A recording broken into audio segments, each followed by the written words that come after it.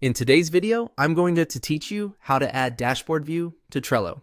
If you've ever wanted a quick visual summary of what's happening on your board, like how many cards are in each list, which teammates have the most assignments, or what's coming due, the dashboard view is designed to give you that snapshot in seconds. Start by opening the Trello board you want to analyze. Look toward the top of the board, near the board title, and the menu area on the right. You'll see the Views button or a small grid-style icon that represents different board views. This is the control that lets you switch from your standard board to other perspectives. Click that icon to open the list of available views. From the list, choose Dashboard.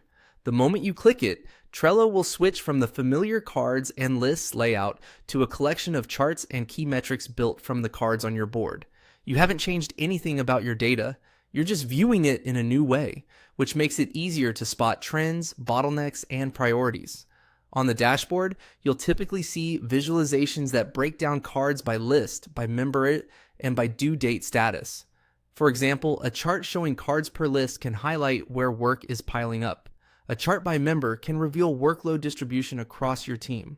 Due date charts help you quickly identify what's overdue, what's due soon, and what's safely scheduled in the future. These insights are generated instantly from the information already on your cards. A few tips to make this view more meaningful.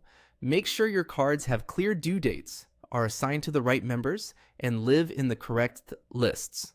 The more consistent your board data is, the more accurate and actionable your dashboard will be.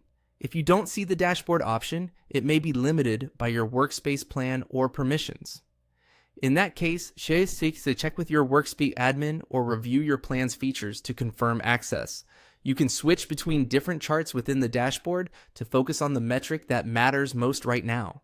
Use this view during stand-ups, planning sessions, or end-of-week reviews to keep everyone aligned on progress and to surface potential blockers before they become bigger issues.